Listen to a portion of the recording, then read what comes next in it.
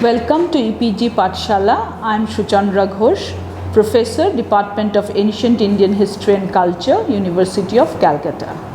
The subject today is Indian culture. The paper is Indian Polity, and I will be discussing today with you on Mauryan Polity.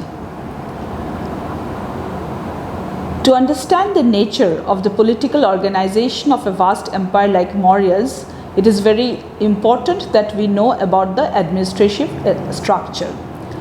And another learning objective is that the mode of governance of the different zones within the Mauryan Empire need to be studied properly because it was a vast empire. Now in this map you can see the vastness of the empire. It extended from in the northwest till the regions of Hindu Kush like Afghanistan, and there were regions like Taxila which was within the Mauryan Empire, and till the further south we have the regions of Karnataka which was within the Mauryan Empire. So this was a vast territory. So from the 4th century BC we find that Mauryas were ruling in the subcontinent. It accommodated diverse regions having varied ethnic groups, linguistic diversity with different socio-economic milieu. Naturally, it fitted well with the definition of an empire where diversity and pluralistic cultural pattern and multi-pronged linkages were the key words. And even though the Sanskrit term Samrajya used for empire is never mentioned in Ashokan inscriptions, and we find that Ashoka did not take tall titles like Maharaja, Maharajadhiraja. He calls himself Raja. That is in one of his edicts, the Bairat Edict, which is also known as the Bhabru Edict. He calls himself Raja Magadhe. The Mauryan imperial seat was at Pataliputra, which is the present Patna region. The acknowledgement and accommodation of the various linkages, the local element, is best seen in the issuance of Ashokan edicts in 3 languages. So we have Ashokan edicts in Prakrit, and apart from Prakrit, Ashokan edicts are also there in Greek and Aramaic in the regions of Afghanistan, and so therefore it shows the presence of the local variations. The fine spots of the Ashokan inscriptions, which you can see in this map, gives us an idea of the extent of the empire, and all this we have varieties of inscriptions, like we have the major rock edicts, we have the minor rock edicts, we have the pillar edicts. So these actually give us an idea where the regions which Ashoka ruled over. Now it is very important when we study Mauryan history, Mauryan polity, we have to look at the sources. And for the sources, our primary importance would be here in this case, the Megasthenes' Indica, Kautilya's Arthashastra, and Ashokan's inscriptions. Now let us start with Megasthenes' Indica. We have the Greek account of Megasthenes, who came to the court of Chandragupta Maurya as an envoy of the Seleucids. His account is based on his impressions about India, especially North India, during the reign of Chandragupta Maurya. He gives us a vivid account of the administration of the Mauryas. The next very important source is the Arthashastra of Kautilya, which provides a detailed account of how a kingdom should be governed.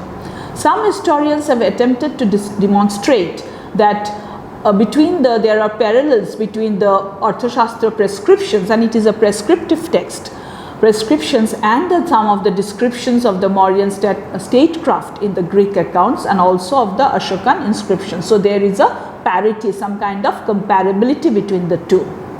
But the most important source that we can rely on for in general the study of the Mauryas are the Ashokan inscriptions. For example, if you can see here, this is the Lumbini pillar inscriptions at Ruminide, which talks about when Ashoka went there, that he talks about the birthplace of Buddha. Hida Buddha Jate is written here. You have a look at Ashokan pillar at Vaishali. Then you have the Aramaic. I have mentioned that Ashoka also inscribed in Aramaic. So this is the Pulidaranta Aramaic edict, and this is the famous Dhauli Edict. You all know that Dhauli was the place where you have this the whole Kalingan war was fought, and so you have the representation of this edict here. Now, for the understanding of Mauryan polity, we have to understand the structure of the Mauryan kingdom. How was the Mauryan kingdom divided? The Mauryan Empire has been divided into three distinct zones. They are metropolitan, core and periphery. Before I go into the details of this, let me tell you that there was earlier a kind of an understanding that the Mauryan Empire was an extremely centralized monolithic empire with a very centralized administrative system.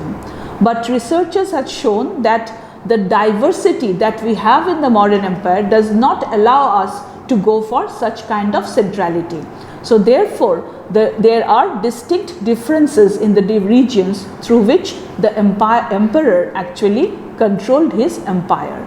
So Magadha was the metropolitan state, and naturally it was the heart of the empire. The Ganges plain was the part of the same system.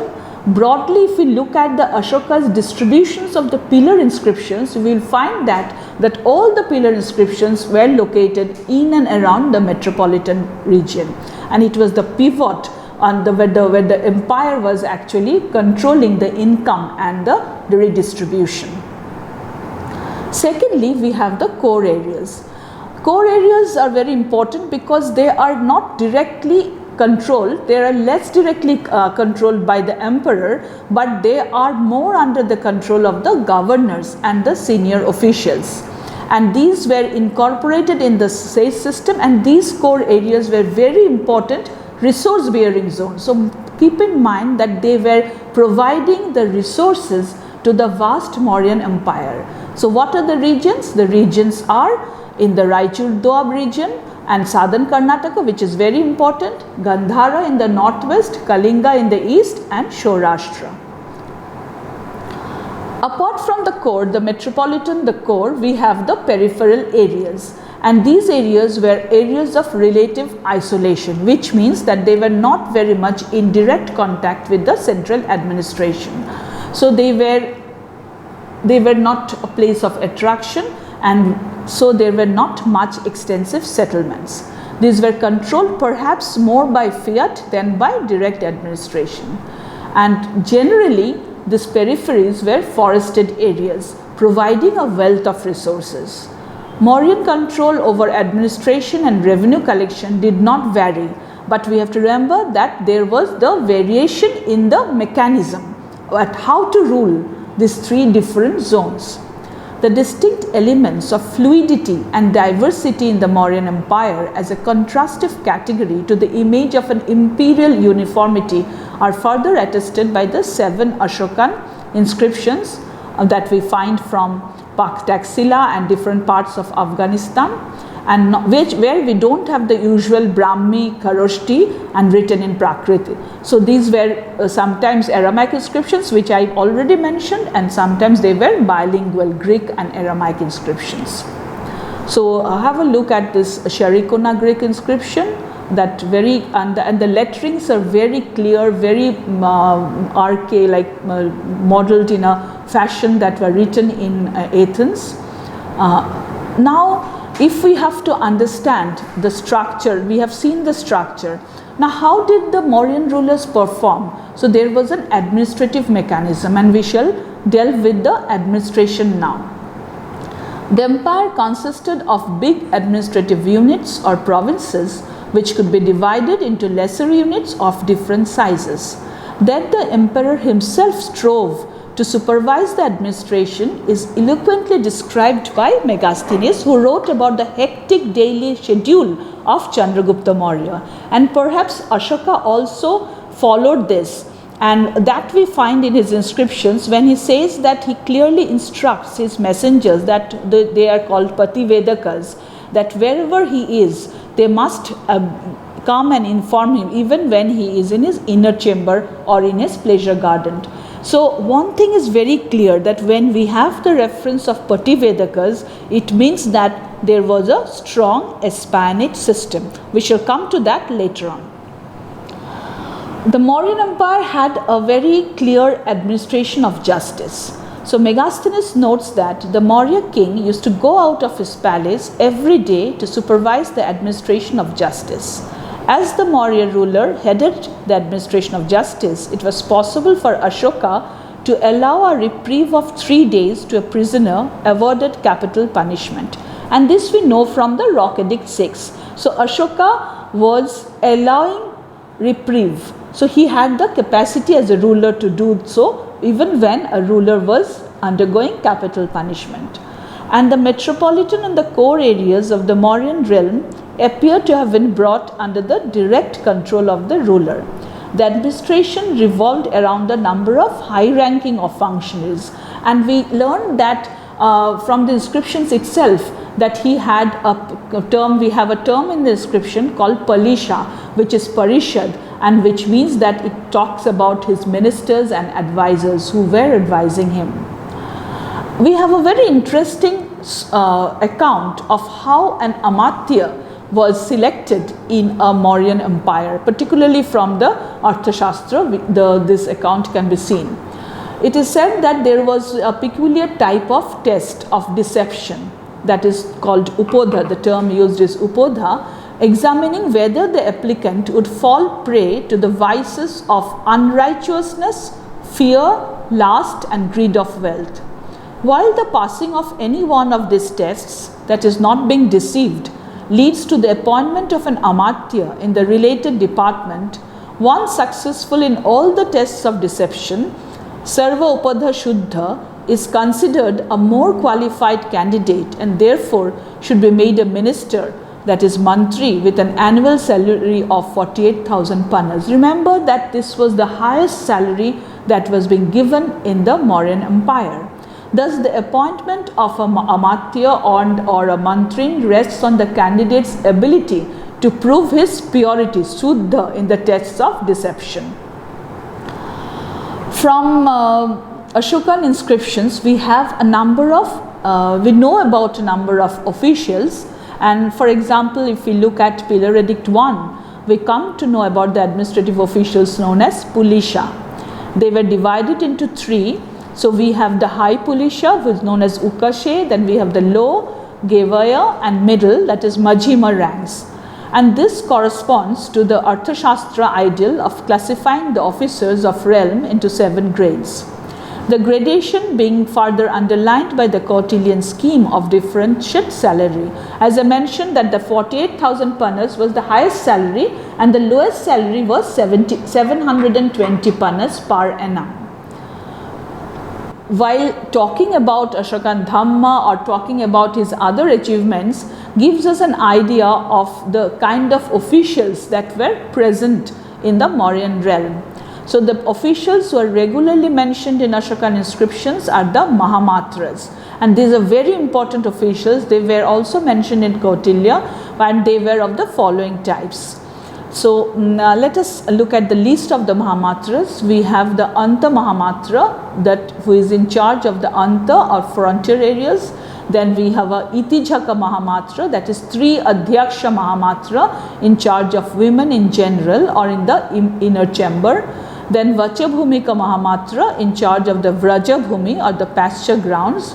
Then Nagala Vihalaka Mahamatra in charge of the judicial department in the city.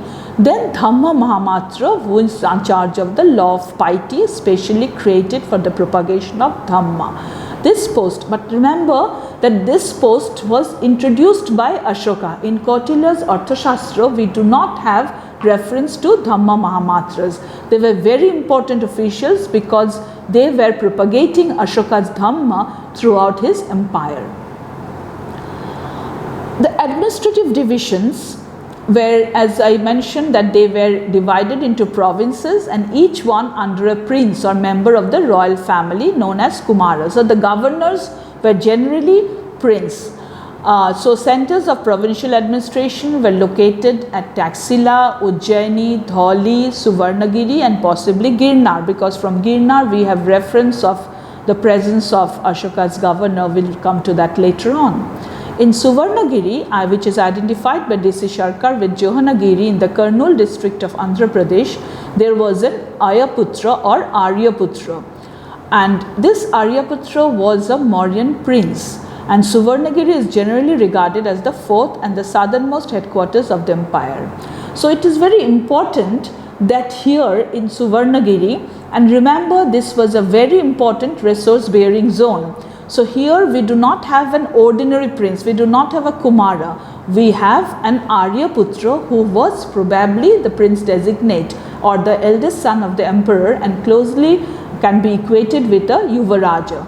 His status was therefore surely higher than that of an ordinary Kumara, and hence a different level was devised to underline his highest rank and status.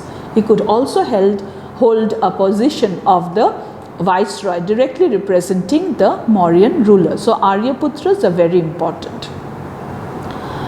But then we have a different kind of references when we look at the Junagadh inscription, and this is the Girnar region in Saurashtra. Here we find that from the inscription of Rudradaman written in 150, he talks about the history of the Sudarshan lake, and he says that here actually the Sudarshan lake was excavated by Vaishya Pushyagupta during the time of Chandragupta Maurya. So the governor was Pushyagupta, he was a Rashtriya but he is not from the royal family. Then during the time of Ashoka, we have reference to the next governor, who is Yavanaraja Tushashva. So this Yavanaraja Tushashva, it says that Yavana is Greek, but what we find is that both the governors were outside to the royal house. Tushashva is commonly seen as a Greek on the ground of his epithet Yavanaraja, but he is not a Greek. If you look at the name, it is an Iranian name. Asfa or Aspa is the Iranian equivalent of Sanskrit Ashra. So therefore Tushashva was a person of the Iranian origin. The thing is that the Yavanas, who were generally known as Hellenized person or the Greeks, Ionian Greeks, at one point of time the connotation changed, and therefore any foreigner and a person who was of West Asiatic influence was Hellenized was known as a Yavana. The significant point is that in the Kathiawar region, the Mauryas consistently appointed governors who were not from the local or not from the royal lineage. So here we have to look at the provincial administration. So the provincials were perhaps divided into different administrative units like Janapada, which is a large sub-province, and Ahara mentioned in the Ashokan edicts. In Rock Edict 3, three classes of officials are mentioned who posted throughout the empire were enjoined to go on tours of inspection every 5 years. These persons are Yutas, that is Yuktas, Rajukas and Padesikas or Pradeshikas. The Yutas were actually when we look at they were looking at the king's orders by messages formulated the Palisha, and therefore were sent off from the capital. They moved around in different regions of the empire. Both the Rajukas and Pradeshikas seem to have been officers posted in the provinces. In Minor Rock Edict 2, that is there are many minor rock edicts, but in Yeragudi we find the Rajuka is expected to instruct the people of a Janapada under him in the principles of Dhamma.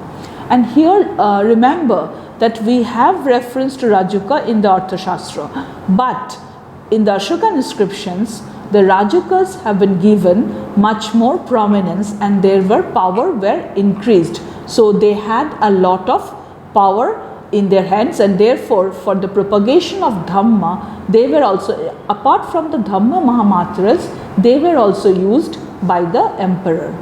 From Pillar Edict 4, we also learn that the Rajukas exercised extensive powers to judge and punish those whom they ruled over. So the administration of justice was also under the hands of the Rajukas.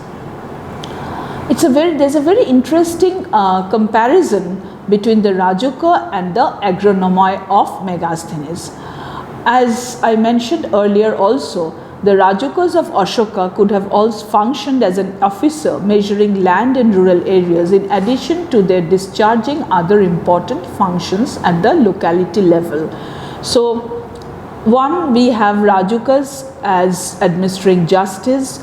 We have Rajakas sent to places where the people to see whether people were adhering to the Dhamma, and then we have also Rajakas in rural areas where measuring land. Megasthenes labeled officers in charge of the countryside as agronomoi, who were entrusted with, among other things, collection of revenue, supervision of irrigational facilities, judicial administration, and maintenance of roads. So these are the functions of an agronomoi. And now if we look at the functions of the Rajuka, then we can find that there are some kind of comparability or some kind of similarity. Therefore, scholars tend to identify the agronomoi group of officers of Megasthenes with the Rajukas of Ashokan inscriptions. Ashoka seems to have increased the importance and responsibilities of the Rajakas, and that's why they were also associated with the propagation of Dhamma. And remember, Ashoka's Dhamma was not a religion, it was a political philosophy.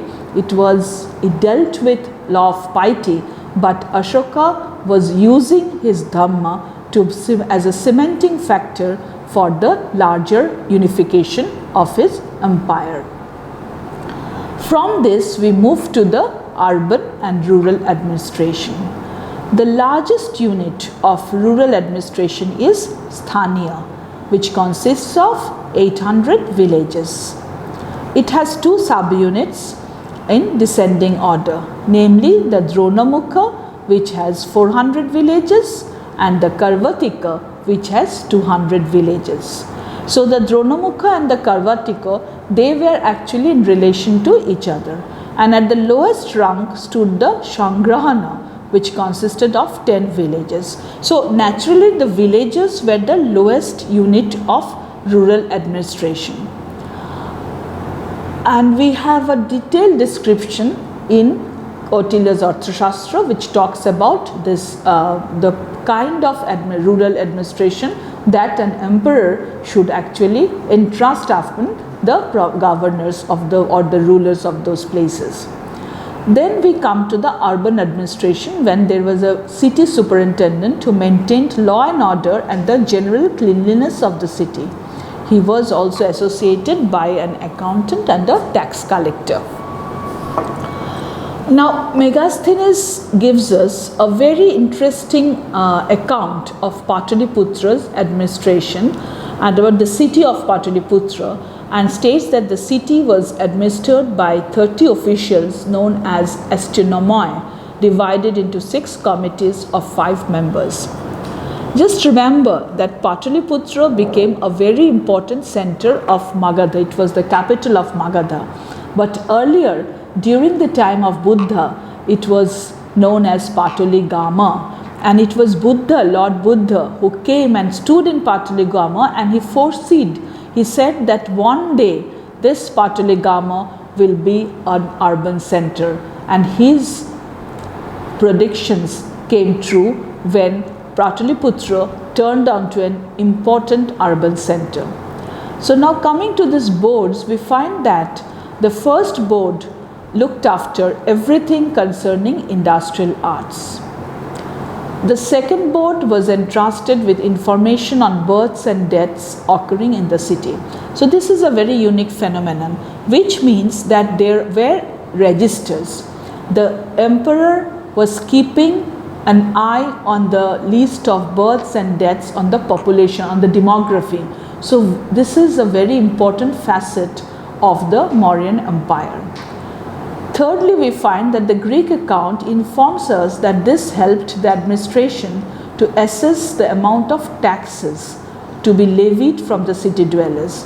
So when you have the list of the birth and death, you have the entire demographic picture. So the emperor or the authorities, the apex political authority, knows that how many persons are there, and so it is easier to levy taxes. Taxation was a very important part of a larger empire like the Mauryas. The third board took care of the foreigners visiting the Mauryan capital. This is also part of the entire surveillance procedure of the espionage system of the Mauryan Empire. So whoever is coming from abroad, from outside in the Mauryan Empire was being tapped. So people, the emperor, the authorities, the administration knew that if there were certain persons coming from outside, this could stop any kind of a problem in the empire. The fourth board supervised exchange related activities, which means it talks about the trade related activities, the kind of an exchange between the goods that were looked after by the fourth board. The fifth board ensured that no old article would be mixed with the new one, that is looking at the purity of the foods and other kind of objects. The sixth board was entrusted with the collection of 1/10 of the sale proceeds. Herein comes in the importance of again revenue collection, that the boards were given that kind of power to look after the sale proceeds. Have a look at Kumrahar. Kumrahar is within Pataliputra, and this is said to be the original center of power in Pataliputra. Excavations were done in Kumrahar, and now if you go there, you will find the remains there. A very important part of an empire is armed forces. So the Greek text suggests that the administration of the army was assigned to 6 boards. We need to have a very strong army to keep tab of the vast empire. So there was, according to the Megasthenes' account, there were 6 boards which consisted of 5 members, total of 30 members. These were, what are these? These were officials that concerning the navy, and we have a comparison with the Arthashastra. So we have concerning the navy in Arthashastra, we have Navadhyaksha. Then concerning the supply of provisions for the army with the help of bullock carts, then we have perhaps the Go-Adhyaksha that we have in Arthashastra, in charge of, third is in charge of infantry, that is the Patyadhaksha of the Arthashastra, in charge of the cavalry, that is the Ashyadhaksha of the Arthashastra. Cavalry is a very important part of the entire armed forces. Then in charge of the chariots. Chariots were used largely in warfare, so we have the Rathadhyaksha of the Arthashastra. Then in charge of the elephant corps, that is the Hastyadhaksha of the Arthashastra. Elephant formed a very important part of the Mauryan army, and you know that when after the defeat of Seleucus, he asked from Chandragupta 500 elephants. So these were very important war forces for any kind of a kingdom or an empire. Now from Megasthenes' account, if we move to Arthashastra, the way Megasthenes has given us the different varieties, Arthashastra talks about this kind of officers, but it doesn't talks about the collective descriptions. It talks only of individual superintendents for managing the various departments of the army, and it has no reference to the committees at all. We have also no information on the command structure of the army. The Arthashastra mentions that the Senapati, as the commander of the army, he was one of the 4 highest paid functionaries, drawing an annual salary of 48,000 panas. We have earlier seen that a mantri and Amatya, they were also drawing 48,000 of panas. We know about Pushyamitra Shunga, and who was actually the last Senapati of the Mauryan Empire, and he killed the last Mauryan ruler Brihadratha. So Senapati was an important officer of the Mauryan realm. Now from army we come to the espionage system, and this was for the Mauryans or for the Mauryan administration. This was a very primary official activity. The Arthashastra gives us a vivid account of the surveillance. It advocates the frequent use of spies and recommends that they should work in the guise of recluses, householders, merchants, ascetics, students, mendicant women and prostitutes. So these are the categories of people who were actually taking the guise of this and moving into people's houses, into areas, different areas for spying. We also have reference to a category called Vishkanya, poison woman, who were very important for the kingdom or for the empire, and who used to go to different rulers' places and had some access on these regions. The classical texts speak of the overseers, inspectors and spies, episcopi or iphor, these are the terms used, who are praised as the most reliable people in the realm. The most elaborate prescription of setting up of a secret service, as I mentioned, is available in the Arthashastra, and Arthashastra uses the term Gurha Purusha for secret service. So secret agents, according to this text, are of two types. One is stationary, that is Shangstha, who actually are employed in some places, and then we have the roving, that is Sancharo, that were moving around the entire empire, and they were divided into 9 subtypes. Kautilya proposes the utilization of a spy on the simultaneous payroll of, this is very important, of 2 kings, and it calls Uvaya Betana. So one single person will be acting as a spy of one ruler, and then he will also take up a job of spying in the kingdom of another ruler. So he is like a modern day double agent. So that is very interesting that we find the prescription in Kautilya's Arthashastra.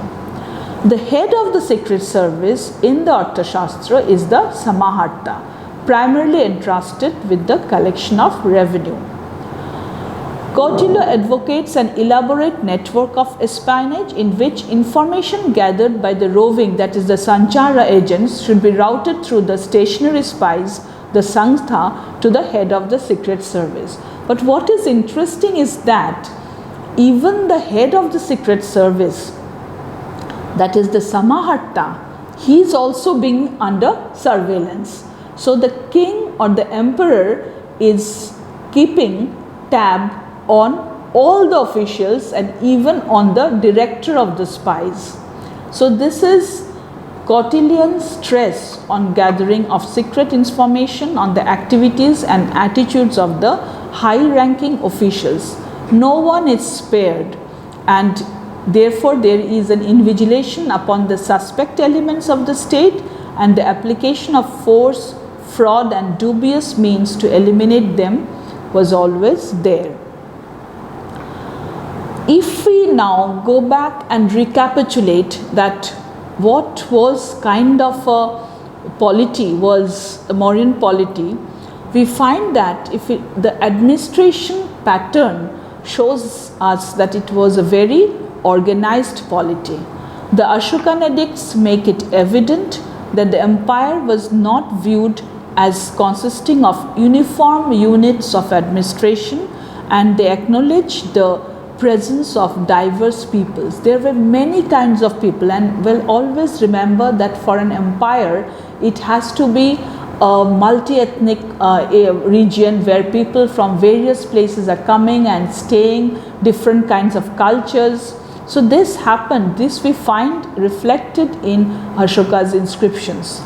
The distinct elements of fluidity and diversity in the Mauryan Empire as a contrastive category to the image of the imperial uniformity are also attested upon, as I mentioned earlier, by the 7 Ashokan edicts written in Greek and Aramaic, and these are placed in regions of Afghanistan and Pakistan.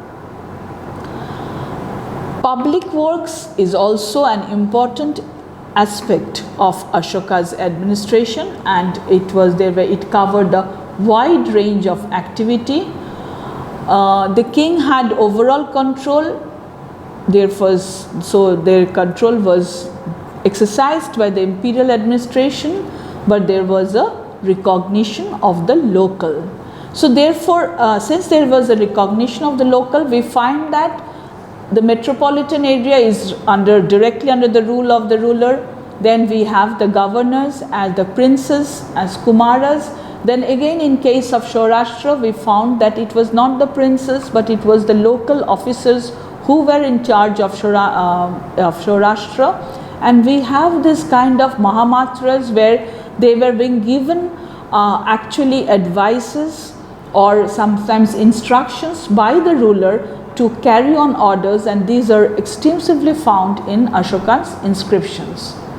The king's statement to the forest dwellers was conciliatory, but at the same time there was the threat that the state could be severe, and this comes with the thing that in Ashoka's inscriptions we have reference to the Atavikas.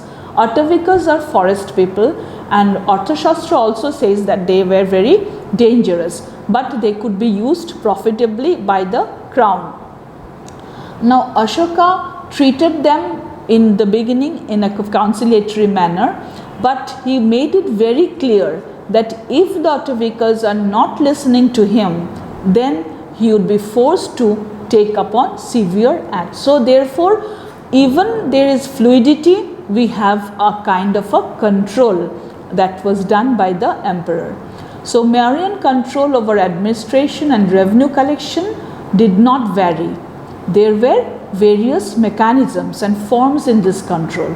So we cannot say that it is an entirely centralized administration, but there were different kinds of mechanisms through which the Mauryan emperor had control over his entire area, even though he always accommodated the regional and the local, and so the regional and the local was not wiped out.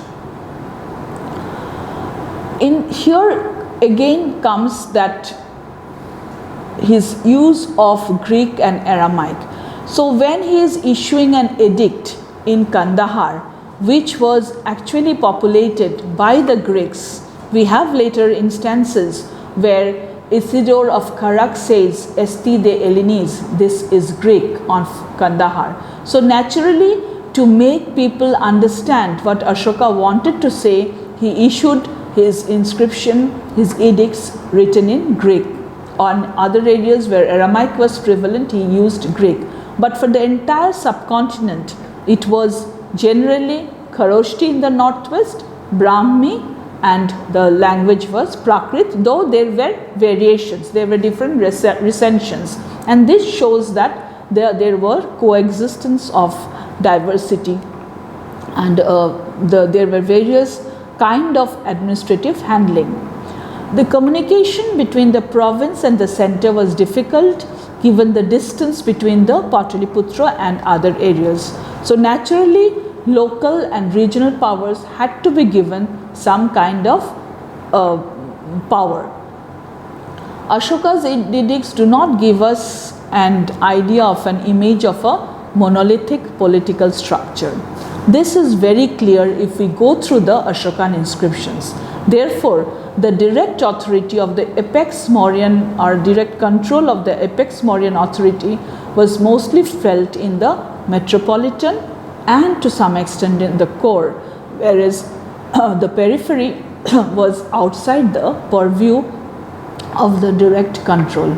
Thus, the Mauryan Empire suggests that it was a kind of a polity where control was there, but there were also accommodation of the regional and the local. Thank you.